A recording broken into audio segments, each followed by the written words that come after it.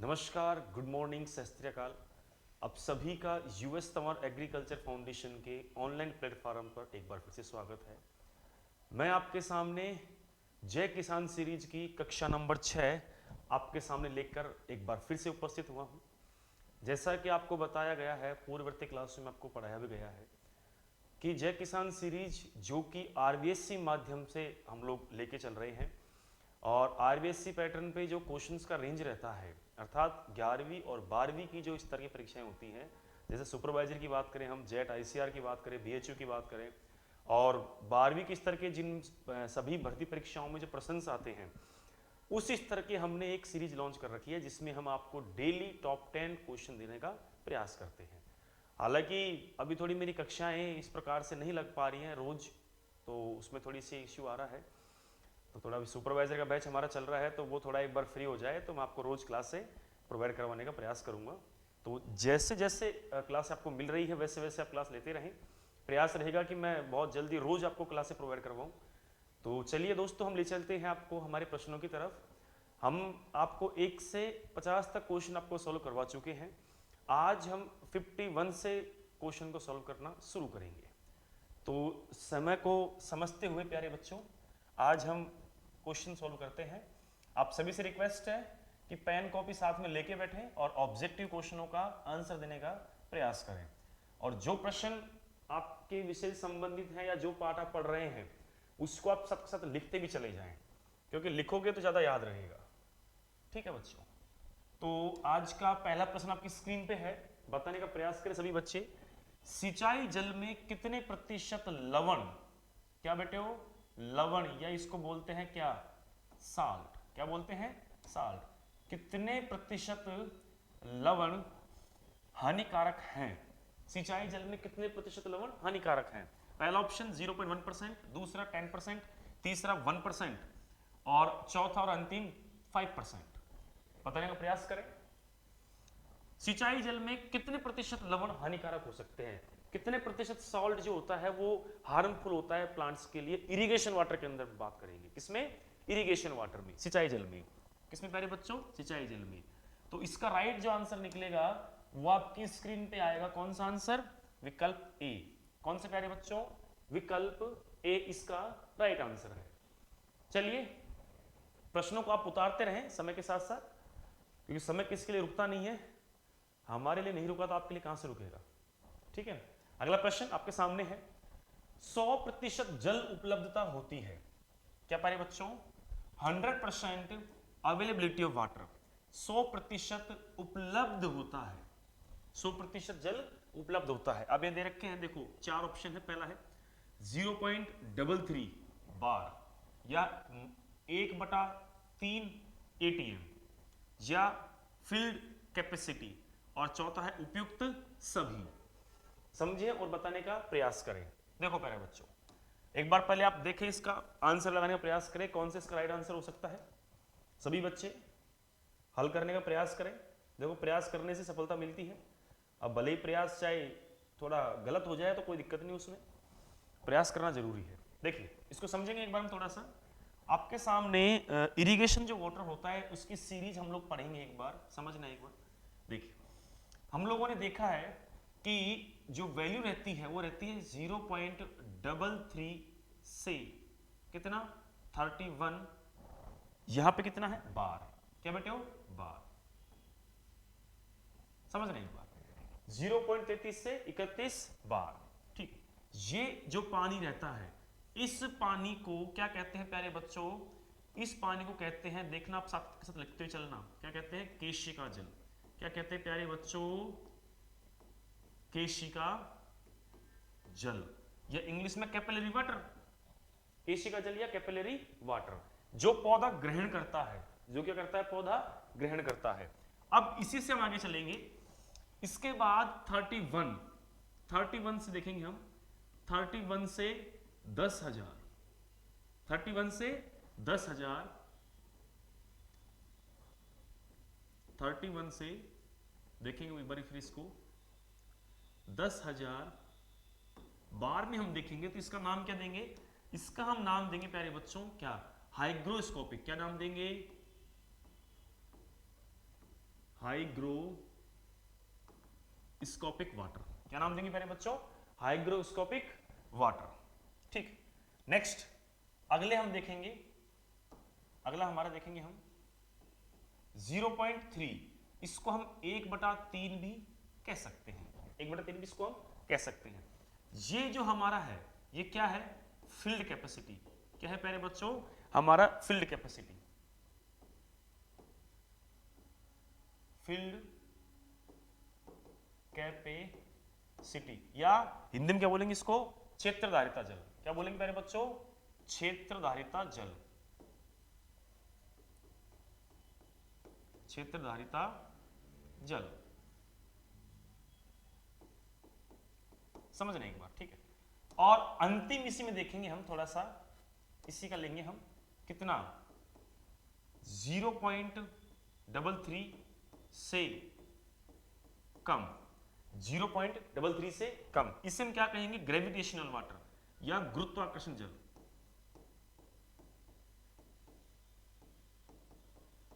गुरुत्वाकर्षण जल या ग्रेविटेशनल वाटर, ये चार आपके सामने सीरीज हैं। पहला है 31 से 10,000, इसे हम क्या कहेंगे प्यारे बच्चों?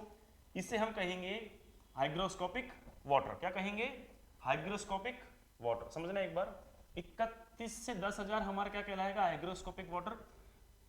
31 से 0.33 क्या कहलाएगा? कैपिलरी वाटर या केशिका जल। उसके बाद 0.33 पे अगर पानी उपलब्ध है, 0.33 की जो वैल्यू है वो क्या कहलाएगी? Field capacity. और 0.33 से कम, 0.33 से कम क्या कहलाएगी? गुरुत्वाकर्षण वाटर या ग्रेविटेशनल वाटर। ठीक है, अब हमारे प्रश्न का राइट आंसर क्या है? देखो हमारा जो प्रश्न है उसका राइट आंसर क्या है कि 100% जल उपलब्ध होता है, ये भी सही है 33 पे, ये भी सही है। इसका दूसरा रूप ये है, फील्ड कैपेसिटी हम लिख ही चुके हैं, तो क्या आएगा? उपयुक्त सभी। कौन सा का प्यारे बच्चों? उपयुक्त सभी। इसको आप बना के और फिर लिखते जाएं इसको, है ना। ये आप बता रहे हैं ना, ये देखो, ये मैंने बताया अभी कि ये मेन वैल्यू ये है 0.33 से 31 बार, ये मेन वैल्यू है। इसी से 31 से ऊपर 10,000 तक जाएगा तो वो कौन सा है? किसी काम का नहीं है, हाइग्रोस्कोपिक है। इस रेंज में आएगा तो केशिका वाटर, जो जल पौधा सर्वाधिक ग्रहण करता है, सबसे ज्यादा अवेलेबल रहता है 0.33 पे। और इससे कम आएगा तो ग्रेविटेशनल वाटर, वो जमीन में नीचे की तरफ चला जाता है। किस कारण से? गुरुत्वाकर्षण के कारण से। चलिए अगला प्रश्न हम हल करेंगे, प्रश्न नंबर 52 आपकी स्क्रीन पे है, देखें और आंसर देने का प्रयास करें। सिंचाई की सबसे प्रचलित विधि, क्या प्यारे बच्चों? सिंचाई की सबसे प्रचलित विधि है, कौन सी है? चेक बेसिन, चेक बार, बॉर्डर पट्टी, कूड़ सिंचाई विधि या फव्वारा सिंचाई विधि। यहां पे आपसे पूछा जा रहा है कि जो हम सिंचाई करते हैं उसकी सबसे फेमस मेथड उसका कौन सा है, सबसे फेमस विधि उसकी कौन सी है, अर्थात सबसे ज्यादा कौन सी विधि हम काम में लेते हैं। तो हम सब जानते हैं, बचपन से देखते आ रहे हैं कि खेत में कौन सी विधि काम में ली जाती है प्यारे बच्चों? कौन सी? Check basin. कौन सी विधि? चेक बेसिन विधि काम में ली जाती है। ठीक है, नेक्स्ट अगला प्रश्न हम देखेंगे, अगले प्रश्न तरफ बढ़ेंगे हम प्यारे बच्चों। देखें अगला प्रश्न 53। चलिए इसका आंसर मेरे हिसाब से आप दे देंगे, ये तो बहुत छोटा प्रश्न है। ठीक है, आप लोगों ने अगर ढंग से 12वीं पढ़ रखी है, थोड़ा बहुत मक्का का लेसन पढ़ा है, तो इसका आंसर आप आसानी से दे सकते हैं। देखिए एक बार, मक्का में सिंचाई की मुंडिया क्रांतिक अवस्था है, तो प्यारे बच्चों सबसे बड़ी पहली और मिस्टेक वो ये है क्या कि ये मुंडिया नहीं है, ये मुंडिया नहीं है। तो क्या है फिर? ये ई तो बात है भैया, ई का है? तो प्यारे लल्लुओं ये है हमारी मुख्य। क्या प्यारे बच्चों? मुख्य। इसको हम क्या पढ़ेंगे? मुख्य पढ़ेंगे। देखो मक्का में सिंचाई की मुख्य विधि या मुख्य क्रांतिक अवस्था कौन सी है? तो मेज में सबसे ज्यादा क्रिटिकल जो स्टेज है वो कौन सी है? देखिए चार विकल्प, नर मंजरी निकलते समय जिसको टेसल स्टेज बोलते हैं, दूसरी है सिल्क निकलते समय, तीसरी बुट्टी निकलते समय, और चौथी कल्ले निकलते समय जिसको टीलर बोलते हैं। तो देखो इसका सबसे बेस्ट, इसका राइट आंसर जो है हमारे सामने है, उसको आप देखेंगे कौन सा? टासल निकलते समय, क्योंकि पहले नरमंजरी निकलते हैं मक्का में। क्या निकलते हैं? नरमंजरी। पहले मक्का में नर मंजरे निकलते हैं। क्या निकलते हैं प्यारे बच्चों? नरमंजरी, मतलब नर भाग पहले परिपक्व होता है, नर भाग पहले परिपक्व होता है। और जिसमें क्या जिसमें, अब साथ के साथ इसको भी लिख लो आप, है ना, क्योंकि अलग प्रश्न फिर आने वाला है, जिसमें नर भाग पहले क्या हो, परिपक्व हो, उसे क्या कहेंगे, उसे प्रोटो एंड्री कहते हैं। क्या कहते हैं प्यारे बच्चों, प्रोटो एंड्री कहते हैं। जिसमें नर भाग पहले परिपक्व होता है उसे क्या कहते हैं, प्रोटो एंड्री कहते हैं। जैसे कि क्या, मक्का, इसमें पहले भाग कौन सा निकलता है, नर भाग निकलता है। चलिए नेक्स्ट आगे हम बात करेंगे। अगर इस प्रोटो एंड्री का अगर हम देखें सब्जी वर्गीयों में तो सीताफल इसका बेस्ट आंसर है। कौन सा, सीताफल। सीताफल में नर भाग पहले पकता है, ठीक है। इसमें हम यहाँ पे हमारी क्रांतिक अवस्था की बात कर रहा है। ये प्रश्न जो मैंने बताया था ना आपको, नर भाग वाला, वो प्रश्न अलग है, ये प्रश्न अलग है। यहाँ पे आपसे केवल सिंचाई की क्रांतिक अवस्था पूछ रहा है। क्या पूछ रहा है, सिंचाई की क्रांतिक अवस्था। तो कौन सी है वो, नरम मंजरी निकलते समय या टासल निकलते समय। हम देखेंगे कल्ले फूटते समय किसकी सिंचाई की क्रांतिक अवस्था है, तो ये है प्यारे बच्चों जौ की। किसकी, जौ की। जौल में निकलता है टीलरिंग, जौ में क्रांतिक अवस्था आती है टीलरिंग स्टेज, ठीक है, तो वो ये है। और टासलिंग स्टेज किसमें आती है, मक्का में। तो ये टेसल निकलते समय, वही आंसर इसका। तो इसका राइट आंसर कौन सा आएगा प्यारे बच्चों, इसका जो राइट आंसर है वो आपकी स्क्रीन पे है, विकल्प नंबर ए। कौन सा, विकल्प नंबर ए। चलिए अगले प्रश्न की तरफ हम चलेंगे। थोड़ा देखो, कंपटीशन के जो प्रश्न होते हैं ना, हमेशा सारे प्रश्न इजी नहीं आते। थोड़े कुछ प्रश्न ऐसे भी आते हैं जहां पे आपको माइंड लगाने की आवश्यकता होती है, दिमाग लगाने की आवश्यकता होती है। जब प्रश्न आपका बेसिक कंसेप्ट चेक करता है, आपके दिमाग की साइकोलॉजी को चेक करता है कि आप में कितने स्तर की सोचने की आपकी क्षमता है, आप कितनी गहराई तक सोच पा रहे हैं। कभी कभी 2, 3, 4 चैप्टर को जोड़ के प्रश्न पूछ लिया जाता है, आपको मिलेगा आगे, हम देखेंगे आपके सामने। चलिए अगला प्रश्न आपके सामने है, बिल्कुल छोटा प्रश्न है। ऑन ऑफ या चालू बंद, ऑन ऑफ या चालू बंद मोड पर आधारित विधि है। मतलब इनमें से ऐसा कौन सा मेथड है जिसमें ऑन ऑफ सिस्टम चलता है, ड्रिप विधि, स्प्रिंकलर, सर्ज और टाइफून। देखो ड्रिप और स्प्रिंकलर ऑन ऑफ तो होता नहीं है। टाइफून विधि काम में लेते हैं गन्ने में, किसमें प्यारे बच्चों, गन्ने में। तो बचा कौन सा, सर्ज विधि। कौन सा, सर्ज विधि। तो इसका राइट जो आंसर कौन सा है, विकल्प नंबर सी। कौन सा, विकल्प नंबर सी, सर्ज मेथड। अगले प्रश्न की तरफ हम चलेंगे और बताने का प्रयास करेंगे। सभी बच्चे लिखते चले प्रश्नों को साथ साथ, है कि नहीं, क्योंकि समय किसी के लिए रुकता नहीं है। चलिए प्यारे बच्चों बताने का प्रयास करें। सभी प्यारे बच्चे बताएंगे। प्रतिदिन जल आवश्यकता आधार पर सर्वाधिक जल मांग होती है। देखना प्यारे बच्चों, बहुत बहुत मजेदार प्रश्न है ये। प्रतिदिन जल आवश्यकता आधार पर सर्वाधिक जल मांग है, मतलब ये जो 4 विकल्प है, ये 4 फसलों के विकल्प हैं। किसके हैं, फसलों के। इन चारों फसलों में से ऐसी कौन सी फसल है जिसकी प्रतिदिन जल मांग क्या है प्यारे बच्चों, सर्वाधिक है। अभी देखें आप इसको समझें। देखा, गन्ने हमारा पहला विकल्प, धान दूसरा विकल्प, ज्वार तीसरा विकल्प और तंबाकू चौथा विकल्प। देखो समझो इसको एक बार। पहले बात तो आप इसका आंसर बताने का प्रयास करें कौन सा इसका विकल्प हो सकता है, ठीक है। उसके बाद इसका हम समझेंगे डिटेल से। इसका राइट आंसर हम देखेंगे अभी। पहले एक बार इसको तो पढ़ लेते हैं थोड़ा सा। गन्ना, हमने बात की किसकी, जल मांग की। किसकी प्यारे बच्चों, जल मांग की हमने बात की। छोटा सा चैप्टर हमने यहाँ लिखा है जल मांग, ठीक है। गन्ने की जल मांग कितनी होती है, आपकी आरबीएससी की बुक के अनुसार हम पढ़ेंगे कितनी होती प्यारे बच्चों, 1500 से 2500 क्या एम। धान की जल मांग 900 से 2500 एम। ज्वार की जल मांग कितनी है, 600 एम। तंबाकू की 500 एम, ठीक है। ये तो टोटल जल मांग है, कुल जल मांग है।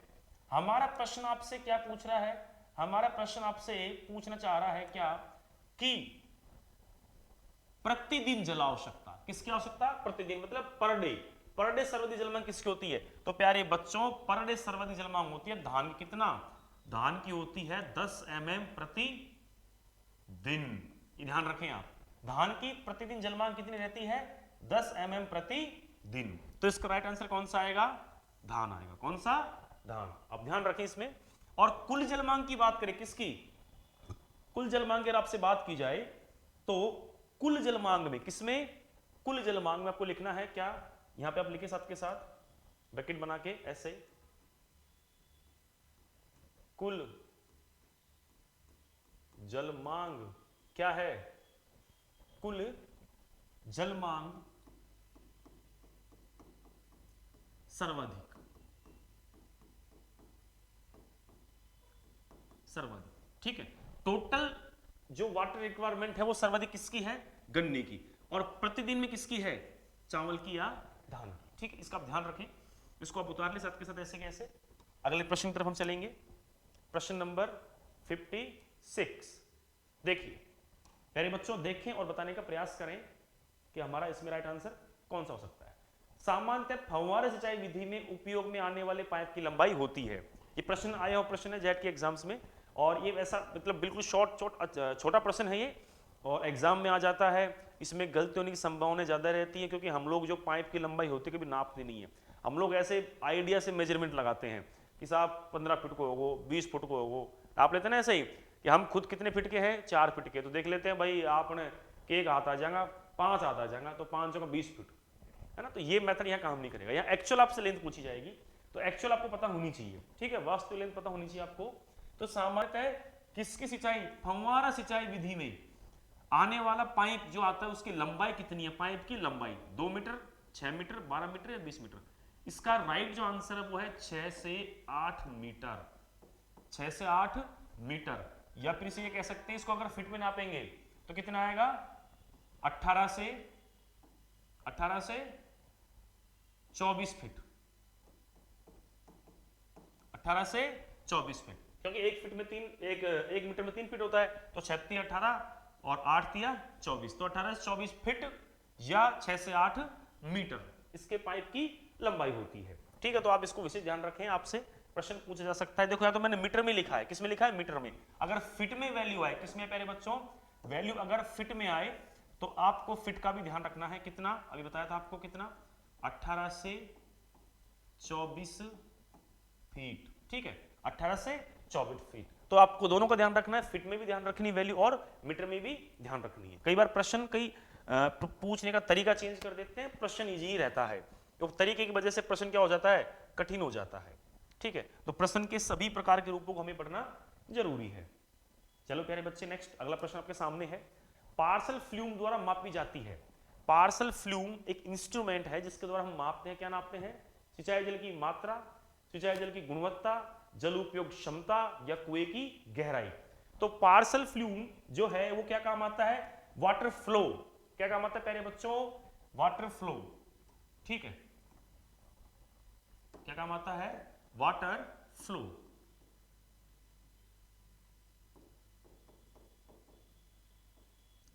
वाटर जो फ्लो होता है उसको मापने के लिए काम आता है। वाटर फ्लो में कितना पानी डिस्चार्ज हुआ, वाटर फ्लो में कितना पानी डिस्चार्ज हुआ। यहां पे सिंचाई जल की मात्रा, सिंचाई जल मतलब हम इरिगेशन दे रहे हैं, तो वाटर क्या कर रहा है, बाहर निकल रहा है, डिस्चार्ज हो रहा है, वाटर डिस्चार्ज हो रहा है। तो सिंचाई जल की मात्रा किसमें नापेंगे, पार्सल फ्लूम से मापेंगे। ये देखो सिंचाई जल की गुणवत्ता, इरिगेशन क्वालिटी हम इससे नहीं माप सकते, सिंचाई जल उपयोग क्षमता ये इस पे हम नहीं माप सकते, और कुएं की गहराई ये इसके मापने काम में नहीं आता। तो कौन सा आता है, पार्सल फ्लूम आपके सिंचाई जल की मात्रा को, वाटर फ्लो जो होता है, या फिर ये कह सकते हैं कि हमारा जो पानी का जो क्वालिटी होता है, ठीक है, उसको तो मापेंगे नहीं, फ्लो को ही मापेंगे अपन, ठीक। तो चलिए आगे चलते हैं, पार्सल फ्लूम सिंचाई जल की मात्रा, आगे चले। फल वृक्षों के लिए सर्वाधिक प्रचलित सिंचाई विधि है, ये तो बता दोगे आप, है ना, इसमें तो आपको कहीं जाने की जरूरत ही नहीं है, ये तो बिल्कुल छोटे लेवल का प्रश्न है। कौन सी है, फल वृक्षों में कौन सी लेते हैं, ड्रिप, कौन सी, ड्रिप। क्यों ड्रिप ही क्यों लेंगे, देखिए ड्रिप, स्प्रिंकलर क्यों नहीं लेते, स्प्रिंकलर जो होता है, स्प्रिंकलर फव्वारा होता है, क्या होता है, फव्वारा। स्प्रिंकलर क्या करता है, स्प्रिंकलर एक फव्वारा होता है जो एक जगह से दूसरी जगह पर पानी को बूंदों के रूप में छोड़ता है। किस रूप में छोड़ता है प्यारे बच्चों, बूंदों के रूप में पानी को डिस्चार्ज करता है, छोड़ता है, ऐसे बूंदों के रूप में ऐसे, ठीक है। लेकिन ड्रिप, वहीं हम बात करेंगे ड्रिप की, तो ड्रिप हमारा ऐसा सिस्टम है जो कि, ड्रिप सिस्टम जो है ये ऐसी विधि है सिंचाई की देखना आप एक बार, ये हमारा हो गया। अब इसमें ये पाइप हम डाल रहे हैं, क्या डाल रहे हैं, पाइप। पाइप हमने डाला, इस पाइप में यहाँ नोजल फिट रहेगा जो बारीक बारीक बूंदे यहाँ छोड़ता रहेगा, ठीक। ये विधि कौन सी है प्यारे बच्चों, ये विधि है ड्रिप। कौन सी, ड्रिप। तो ड्रिप को बूंद बूंद भी कहते हैं, ट्रिकेल भी कहते हैं और टपका विधि भी कहते हैं, ठीक। इसलिए इसका राइट आंसर कौन सा आएगा, ड्रिप विधि आएगा, क्योंकि हम थाले या वलय या रिंग किसमें बनाते हैं, फल वृक्षों में बनाते हैं। किसमें बनाते हैं, फल वृक्षों में आते हैं। तो इस फल वृक्षों में हम थाले बनाएंगे तो कौन सी विधि काम मिलेंगे, ड्रिप विधि काम मिलेंगे। चलिए अगला आंसर, अगला प्रश्न आज का सेकंड लास्ट 59, वो भी इसी से संबंधित है। ऊबड़ खाबड़ क्षेत्रों में, कौन क्षेत्रों में प्यारे बच्चों, ऊबड़ खाबड़ क्षेत्रों व असमतल भूमि के लिए उपयुक्त सिंचाई विधि है। ऊबड़ खाबड़ मतलब असमान, कहीं तो ऊंचा कहीं नीचा। देखना आप गांव में होता है कई बार, हमारे खेत के आसपास थोड़ा तो खेत नीचा है, बिल्कुल ही नीचा है जब पानी भर जाता है, और एक क्षेत्र ऊंचा है तो वो ज्यादा ही ऊंचा है ना। तो उस ऐसे क्षेत्रों में हम सिंचाई की कौन सी विधि काम मिलेगी, स्प्रिंकलर, ड्रिप, क्यारी, टाइफून। तो देखिए प्यारे बच्चों, क्यारी और टाइफून तो काम में आएगा नहीं। क्यों, क्योंकि जब जमीन ऊपर जाएगी तो पानी फिर कैसे चढ़ेगा, क्यारी में से चढ़ ही नहीं पाएगा, ठीक है। तो क्यारी टाइफून तो आएगा नहीं। अब कौन सा बचा हमारे सामने, ड्रिप और स्प्रिंकलर। ड्रिप विधि है जो कहां काम आती है, ड्रिप विधि उद्यान वर्गीय पौधों में काम में आती है। किसमें, उद्यान वर्गीय में। लेकिन बात हम ऊबड़ खाबड़ की करेंगे, तो ऊबड़ खाबड़ में पाइप लगा करके हम सिंचाई करते हैं, और पाइप में कौन सी विधि काम में आती है, पाइप लगा करके हम करेंगे इरिगेशन, तो वो कौन सी विधि काम में आएगी प्यारे बच्चों, स्प्रिंकलर विधि काम में आएगी। कौन सी, स्प्रिंकलर। स्प्रिंकलर विधि को हम क्या कह सकते हैं, स्प्रिंकलर विधि को फव्वारा विधि भी कह सकते हैं। क्या कह सकते हैं, फव्वारा विधि भी कह सकते हैं, फव्वारा विधि भी कह सकते हैं।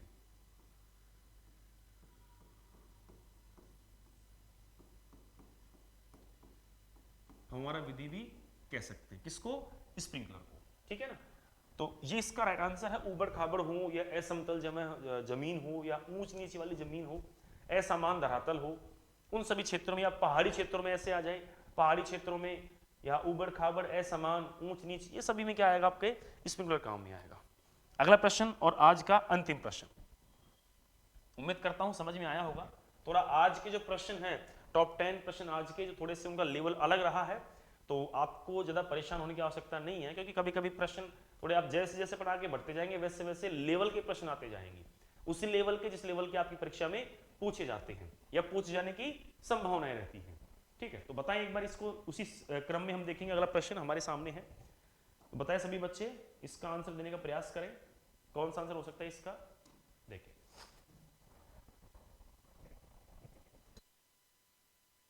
देखिए एक बार देखें, मिली वाटर शेड में, किसमें प्यारे बच्चों, मिली वाटर शेड में कितना आता है। देखो प्रश्न में इतना ही है और कुछ भी नहीं है, मिली वाटर शेड में कितना आता है। पहले बात तो समझो वाटर शेड है क्या। वाटर शेड क्या है कि हम लोग जब इरिगेशन करते हैं तो इरिगेशन करते समय एक एरिया फिक्स करते हैं। जैसे हमने कहीं से नहर से पानी लिया या सरकार ने पानी दिया, एक राज्य ने दूसरे राज्य को पानी दिया, तो वहां एरिया फिक्स रहता है। जैसे आपके जो पश्चिमी क्षेत्र है राजस्थान में, पश्चिमी राजस्थान में इंदिरा गांधी जो नहर है, इंदिरा गांधी नहर का पानी जो सिंचाई के लिए काम में आता है, तो उसके पहले जगह निर्धारित होती है, वे कितने एकड़ में हम लोग सिंचाई करेंगे तो कितने जल की हमको आवश्यकता होगी, तो उसको किस श्रेणी में हम रख सकते हैं। वही चीज यहां आपसे पूछी जा रही है, एक बार समझे और बताने का प्रयास करें। तो विकल्प पहला 50,000 हेक्टर, 10,000 से 50,000 हेक्टर, 100,000 से 10,000 हेक्टर और 100 से 1,000 हेक्टर। समझे और इसका उत्तर देने का प्रयास करें। आज का अंतिम प्रश्न थोड़ा सा कठिन है, ठीक है, लेकिन प्रश्न लेवल का है, ये थोड़ा समझें आप। प्रश्न का जो है वो लेवल का प्रश्न है ये। चलिए देखिए इसको आप एक बार समझें।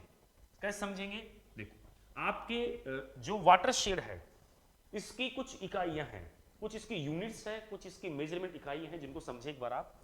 पहले हम लिखेंगे क्या, मिनी। क्या लिखेंगे प्यारे बच्चों, मिनी। मिनी जो होता है उसमें कितना एरिया कवर करते हैं, मिनी में 1 से कितना 100 हेक्टर, 1 से 100 हेक्टर। समझते चलना प्यारे बच्चों साथ के साथ, है ना। उसके बाद मिनी के बाद माइक्रो, MICRO, माइक्रो। माइक्रो में कितना? 100 से 1000 हेक्टर। ठीक है, कौन सा हो गया? माइक्रो। उसके बाद हम लिखेंगे कौन सा नेक्स्ट? मिली। क्या लिखेंगे प्यारे बच्चों? मिली। कितना आएगा? 1000 से 10,000 हेक्टर। 1000 से 10,000 हेक्टर। और अंतिम लास्ट जो हमारे विकल्प में है वो हम लिखेंगे कौन सा? मैक्रो। कितना? 50,000 हेक्टर से अधिक। ये आपके सामने मैंने इकाई लिखी है, इसको आप समझें और इसी के आधार पे आप इस प्रश्न का आंसर देने का प्रयास करें। आपके सामने इकाई लिखी हुई है मिनी 1 से 10 हेक्टर। अगर इरिगेशन हम कर रहे हैं, हमारा जो क्षेत्र है वो 1 हेक्टर से 100 हेक्टर के बीच में आ रहा है, तो हम किस प्रकार के वाटर शेड में आ रहे हैं? मिनी वाटर शेड में आ रहे हैं। और सामान्यतः लगभग इसी वाटर शेड में ज्यादातर किसान आते हैं। मैक्रो में 100 से 1000 हेक्टर के बीच में अगर इरिगेशन क्षेत्र है तो किस में आएगा? मैक्रो वाटर शेड में आएगा। मिली वाटर शेड में 1000 से 10,000 के बीच में है तो किस में आएगा? मिली वाटर शेड में आएगा। और एक विकल्प आपका है 50,000। अगर 50,000 हेक्टर से अधिक या 50,000 हेक्टर के आसपास अगर एरिया है तो किस में आएगा? मैक्रो वाटर शेड में आएगा। प्रश्न जो है आपसे किस रेंज के बारे में पूछ रहा है, तो आप उसका रेंज देखें एक बार। किसकी बात की जा रही है? यहाँ मिली की। किसकी? मिली की। तो मिली वाला रेंज कौन सा है? मिली वाला रेंज हमारे सामने है, देखें आप। कौन सा प्यारे बच्चों? बताने का प्रयास करें। विकल्प ये हमारे जो हमने पढ़ा है तीसरे नंबर का, मिली। कितना है? 1000 से 10,000 हेक्टर। 1000 से 10,000 हेक्टर। विकल्प नंबर कौन सा सही आएगा? विकल्प नंबर सी। विकल्प नंबर सी हमारा क्या है प्यारे बच्चों? राइट आंसर है, 1000 से 10,000 हेक्टर। तो प्यारे बच्चों ये 10 क्वेश्चन हम पढ़ चुके हैं। इसी के साथ हमारा आज का सेशन समाप्त होता है। उम्मीद करता हूं आपके समझ में आया होगा। जो मैं आपको लिखवा रहा हूं उसको आपने सबके साथ नोटिस भी किया होगा। प्यारे बच्चों हमारा प्रयास यही रहता है कि कृषि के क्षेत्र में क्वालिटी एजुकेशन आपको प्रोवाइड करवाया जाए। क्लासों का रही बात, क्लासों का इश्यू, तो क्लास से आपको मिलती रहेंगी, अब निश्चिंत रहें। हमारा एक बैच है वो थोड़ा जल्दी फ्री होने वाला है। जैसे बैच फ्री होता है मैं और आपको पवन जी केमिस्ट्री पढ़ाएंगे, तो वो भी आप रेगुलर क्लास से प्रोवाइड करवाते रहेंगे। तो आपको डरना नहीं है, बिल्कुल भी घबराना नहीं है, पैनिक नहीं होना। आप अपनी पढ़ाई को जैसे आपको क्लासें मिल रही हैं वैसे क्लासें लेते रहे। और आपको अगर कोई सुझाव लगता है संस्था के किसी भी चीज के लिए, चाहे एजुकेशन का मैटर हो, चाहे पढ़ाने का तरीका हो, तो आप एक बार अपने सुझाव कमेंट बॉक्स में लिख सकते हैं। लेकिन सेटिस्फाई बहुत जरूर हो आप। मेरा कहना आप सभी से यही है कि अगर आप सेटिस्फाई हैं तो हमारे लिए वही सबसे बड़ी संतुष्टि की बात है, वही सबसे बड़ा हमारे लिए कार्य है। हमने ये जय किसान जो सीरीज लॉन्च की है, इसका उद्देश्य पैसा कमाना नहीं है। इसका उद्देश्य ये है कि कम से कम जो किसान वर्ग का जो बालक है, जो गरीब वर्ग का जो बालक है, जो ऐसी स्कूल में पढ़ रहा है जहां एग्रीकल्चर का नामो निशान तक नहीं है, टीचर तो दूर की बात है, उन बच्चों को जय किसान सीरीज के माध्यम से जोड़ना और उस किसान सीरीज के माध्यम से डेली के 10-10 प्रश्नों को हल करवाए जाना, जिससे बच्चे का एग्रीकल्चर का स्तर सुधरे। इसी के साथ साथ एग्रीकल्चर केमिस्ट्री और एग्रीकल्चर बायोलॉजी की क्लास हम प्रोवाइड करवा रहे हैं, जिससे आपके 12वीं के स्तर में अच्छी से अच्छी परसेंटेज बने और वो 12वीं का स्तर आपको जेट और आईसीआर की परीक्षा में अच्छे अंक से उत्पन्न करने में मदद प्राप्त करे। तो प्यारे बच्चों उम्मीद करता हूं आज की क्लास आपके समझ में आई होगी। फिर मिलूंगा अगले प्रश्नों के साथ, तब तक के लिए जय हिंद, धन्यवाद, शुभ दिन।